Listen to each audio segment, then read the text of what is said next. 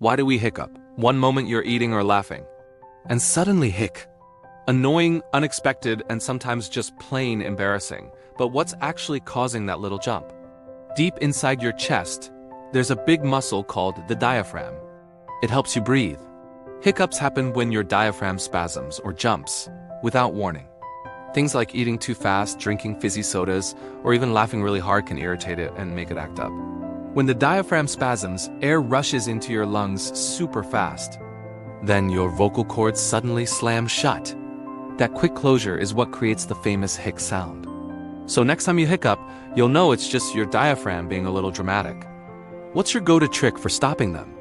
Let me know below, and don't forget to follow for more cool facts.